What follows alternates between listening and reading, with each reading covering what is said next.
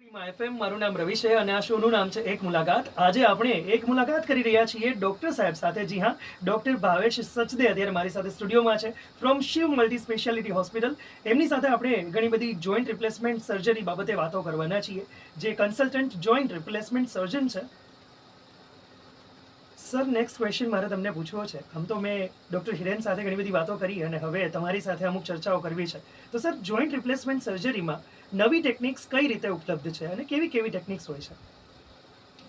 Good day to all of you. Thank you Ravi. Thank you, હવે joint replacement surgery છે એ આમ તો 1976ની સાલથી થઈ રહી છે અચ્છા. અને બેઝિક ફંડામેન્ટલ છે એ ક્યારે પણ ચેન્જ થતા નથી. હમ.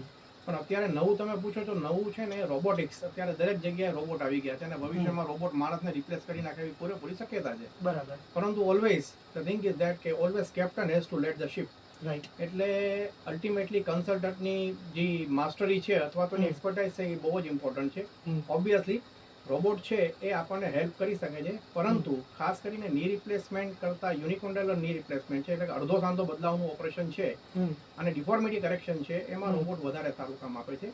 ટીકેઆરમાં જનરલી આપણા દેશમાં જે લોકો જે આવે છે પેશન્ટો એ બહુ સિવિયર ડિફોર્મિટી વાળા હોય છે એટલે ઘણી વખત એમાં આપણને એના લિમિટેડ યુઝ છે. ઓબ્વિયસલી રોબોટ છે એ આપણને મદદ ચોક્કસ કરે છે એટલે ટેકનોલોજીની સાથે આપણે તાલમેલ રાખવો પણ જરૂરી છે.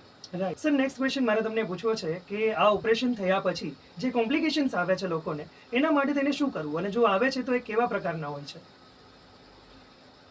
નમસ્કાર. સૌપ્રથમ તો મારે એ કહેવાનું આપને કે ઓપરેશન એક એવી વસ્તુ છે કે જે ગમે તે ઓપરેશન હોય તેમાં કોમ્પ્લિકેશન થવું એ બહુ સહજ અને સામાન્ય વસ્તુ. Right sir. ઓબ્વિયસલી વસ્તુ એક જ છે કે કોમ્પ્લિકેશન ન થાય એ માટેના તમામ પ્રયત્નો આપણે પૂરતા કરવા જોઈએ. જોઈન્ટ રિપ્લેસમેન્ટ સર્જરી એક એવી સર્જરી છે કે જેમાં ઓલ ઓર નન લો છે એટલે either it is 100% success or 100% failure. Right. અને that is mainly because of infection. એટલે ઇન્ફેક્શન છે અથવા તો ચેપ છે એ અમારા ઓર્થોપેડિક સર્જનોનો મોટો દુશ્મન છે.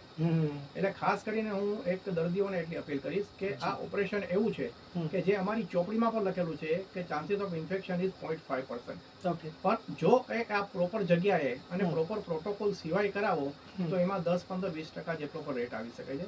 એટલે ખાસ કરીને આ ઓપરેશન કરાવતી વખતે ઓપરેશન થિયેટરના પ્રોટોકોલ્સ જે ઇન્ટરનેશનલ સ્ટાન્ડર્ડના હોય એ મેન્ટેન થવા જોઈએ. એ પ્રકારના ક્લાસ 100 ઓપરેશન થિયેટર હોવું જરૂરી છે. અને it is a team approach કે જેમાં ઓર્થોપેડિક સર્જન જોડે ટ્રેન આસિસ્ટન્ટ સ્ટાફ જોડે ક્લાસિક ઇન્ફ્રાસ્ટ્રક્ચર. કારણ કે જનરલી આ જોઈન્ટ રિપ્લેસમેન્ટ સર્જરી છે એ ઉંમરલાયક માણસોમાં ચાલતી હોય છે કે જેમાં મેડિકલ કોમોડ ઘણી બધી હોય છે. તો એવા સંજોગોમાં એવા સેટઅપમાં ઓપરેશન કરાવો કે જ્યાં તમામ પ્રકારની સગવડતાઓ ઉપલબ્ધ હોય જેથી કરીને એક ટીમ તરીકે તમે સારો પરિણામ આપી શકો છો. જોડે જોડે ફિઝિયોથેરાપી ડિપાર્ટમેન્ટ ઇનહાઉસ હોવો જરૂરી છે કારણ કે ઓપરેશન કરાવ્યા પછી એક્સરસાઇઝ પણ એટલો જ ભાગ ભજવે છે. એટલે ઘણી વખત તમે સાંભળેલું તમે પણ સાંભળેલું છે કે ભાઈ ઓપરેશન પછી કસરતની જરૂર નથી એવું બધું ચાલતું હોય પણ ઇટ્સ મે થાય ટેલ્યુ. કોઈ પણ વસ્તુનું પરિણામ સારી કસરત વિના ક્યારે પણ આવતું નથી. એટલે નંબર 1 ઇઝ ધેટ કે ઇન્ફેક્શન ન થાય માટેના તમામ પ્રકારના પ્રયત્નો આપણે સારી રીતે કરવા જોઈએ તો આપણે આ સર્જરીની સફળતાનો સ્વાદ માણી શકીએ છીએ. બીજી વસ્તુ એ છે કે ઘણી વખત એવું હું છે ને છેલ્લા 20 વર્ષથી આ ઓપરેશન કરી છે એટલે આના તમામ પ્રકારના તડકાને છાંયડામાંથી અમે પસાર થઈ ચૂક્યા છીએ. પણ એક જ વસ્તુ કરીશ કે પ્રોટોકોલથી તમે કામ કરો તો 99.99% તમને સફળતા મળે છે. સર, ઘણા બધા પેશન્ટ્સ એવા હશે કે જે અત્યારે સાંભળી રહ્યા હશે અને એમને કોઈ જગ્યાએથી સારવાર લીધી હોય અને પછી એમને સંતોષકારક સારવાર ના મળી હોય અને હવે એમને તમારી પાસે આવવું હોય, તમારો કોન્ટેક્ટ કરવો હોય તો એ કેવી રીતે આવી શકે છે હોસ્પિટલ?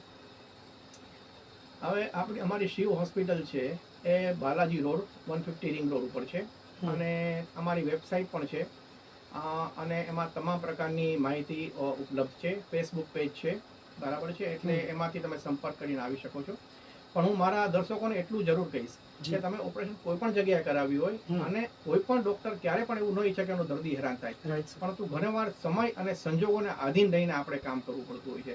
અને બીજી વસ્તુ લાસ્ટમાં હું એટલું કહીશ કે માણસો એવું વિચારે છે કે પૈસાથી જ બધું થાય છે, તો એમને મારે એટલું જ કહેવાનું જો પૈસાથી બધું થતું હોય તો ધીરુભાઈ અંબાણી ક્યારેય ગુજરી ન ગયા હોત. એટલે પ્લીઝ મહેરબાની કરીને કોઈ પણ અફવાઓ અથવા કોઈ પણ માલ ઇન્ફોર્મેશન દૂર રહો. હા, પરંતુ શરીર આપણું જ છે, એને જેટલું સંભાળશો જેટલું સારી રીતે રાખશો એટલું આપણા બધા માટે સારું છે.